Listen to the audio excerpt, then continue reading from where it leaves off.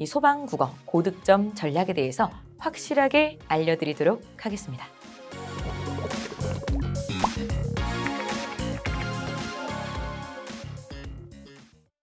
안녕하세요. 소방국어 양혜수입니다. 자, 오늘은요, 국어 학습 계획부터 회독 방법, 그리고 이 학습 꿀팁까지 확실하게 알려드리려고 합니다. 자, 먼저 5가지의 커리큘럼을 설명드리면요. 기본 개념 정리, 그리고 심화 개념 정리, 그리고 기출 문제풀이, 그리고 단원별 문제풀이, 마지막 동형 모의고사의 5단계를 거치게 됩니다. 자, 기본적으로 이 개념을 정리하는 기본 심화 개념 정리의 경우에는요, 짧게는 4개월, 그리고 길게는 6개월 정도까지 꼼꼼하게 개념을 정리하는 시간으로 잡으시면 될 것 같고요. 자, 그 다음에 기출 문제 풀이를 통해서 자, 어떠한 문제가 어떠한 유형으로 나오는지 분석을 한번 해보도록 하고요. 자, 그 다음에는 이 문제들을 풀면서 나에게 취약했던 영역들이 눈에 보이기 시작하겠죠. 자, 그러면 단원별 문제풀이를 통해서 나의 취약점을 다시 한번 문제에서 다뤄가면서 개념을 또 정리하고요. 마지막에는요, 시험의 형식과 가장 유사한 동형 모의고사를 통해서 정리하게 되는데, 자, 이 기간은요, 기출 문제풀이, 그리고 단원별 문제풀이, 그리고 이 동형 모의고사까지 총 6개월 정도. 그러면 전체적인 커리큘럼은 대략 1년 정도를 잡으면 된다라고 생각하시면 될 것 같습니다. 네, 합격 안정권 점수는요, 딱히 몇 점이 기준이다라고 보기는 힘듭니다. 다른 과목과의 어떤 균형 있는 점수 비중도 굉장히 중요한데요. 그래도 저는 이 정도의 점수를 목표 삼고 싶어요 라고 하신다면은 90점에서 95점 정도를 기준으로 삼으시라라고 말씀드리고 싶고요. 학습량은요, 네, 다다익선입니다. 그리고 기본적인 학습 방법은요, 먼저 개념을 꼼꼼하게 정리를 해두신 다음에 그 개념들이 나의 것이 되었는지 이것을 점검하는 시간이 필요하겠죠? 그렇기 때문에 기출 문제를 통해서 문제 유형을 먼저 분석을 해보시고요. 그리고 그 문제들 중에서도 나의 취약점이 어딘가를 파악, 그리고 취약점을 파악하셨다면 그것을 보완하는 과정이 꼭 필요하겠죠. 취약점에 대한 보완은 우리가 시험 직전까지 계속 무수히 반복해야 된다는 것을 잊지 않으셔야 할 것입니다. 파트별 학습 방법에 대해서 설명드리도록 할게요. 가장 먼저 여러분들이 굉장히 생소해하시고 또 두려워하시는 문법 파트 같은 경우에는요, 아주 다행히도 한정된 범위가 정해져 있습니다. 그렇기 때문에 이 문법에서 필요로 하는 영역들을요, 아주 기본적인 것부터 기억, 니은부터 차근차근 기초를 다져가시되 그 이론과 관련된 필수적인 예시들을 같이 정리해 두시고 그 예시들을 눈에 익혀두시는 것이 굉장히 중요합니다. 자, 그리고 문학의 경우에는요, 문학은 한정된 범위라고 할 것이 없어요. 또 몇 작품까지만 나옵니다 라고 하는 것도 정해져 있지 않습니다. 하지만 기본적으로 이 중등교육 과정에서 다루고 있는 필수적인 작품들 위주로 이 기출에 출제가 된다라고 보시면 되는데요. 자, 이 필수적인 작품을 정리를 해 두신 이후에는 생소한 작품, 내가 처음 보는 작품들도 등장할 수가 있잖아요. 그 이후에는 여러분들이 굉장히 많은 문학에 대한 문제를 접해 가시면서 이 문학을 해석하는 혹은 또 분석하는 방법들, 그리고 문제를 풀어나가는 방법들을 익히는 것이 중요합니다.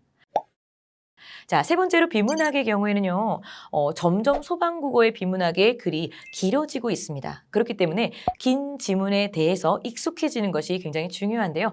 역시 마찬가지로 비문학은 일주일에 3회에서 4회 이상은 반복적으로 문제를 푼다라고 생각을 하시고 조금은 많은 양의 문제를 접해보시는 것이 중요할 것입니다. 자, 그리고 마지막으로 어휘의 경우에는요, 어휘도 역시 한정된 범위가 없기 때문에 어디부터 어디까지를 암기해야 할지 많이 막막하실 텐데요. 자, 많은 걱정 마시고요. 우리 해커스 소방국어에서 어휘책이 있어요.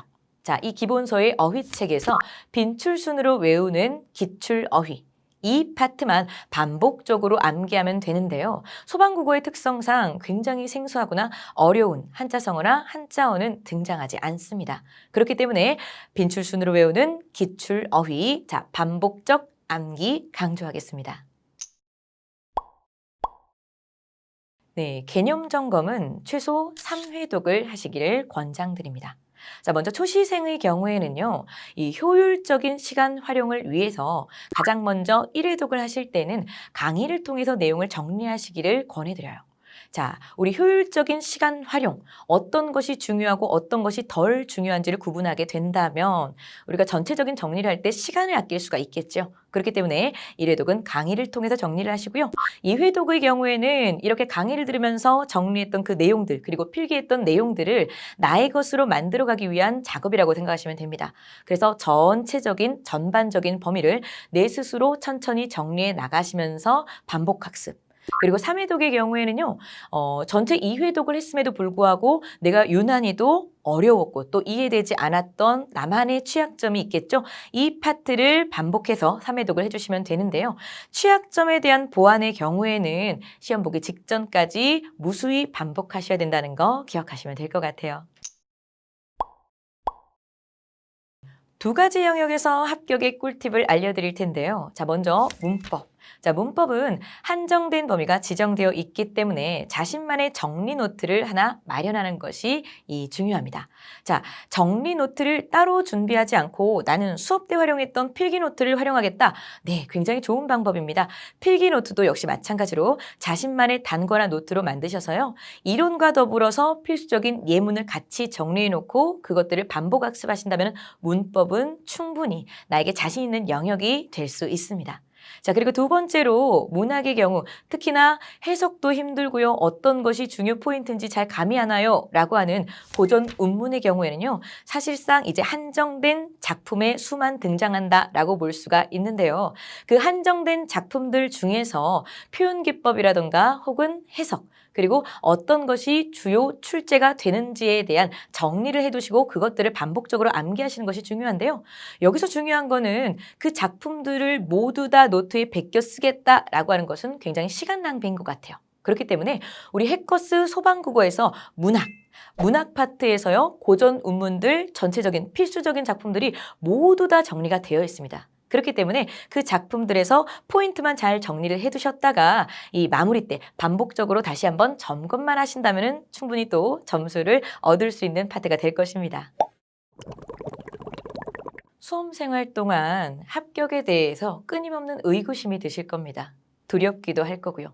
하지만 나는 합격할 수 있다라는 믿음을 저버리지 마시고 나의 가능성을 믿고 우직하게 나아가신다면 여러분은 분명 멋진 소방관이 되실 것입니다.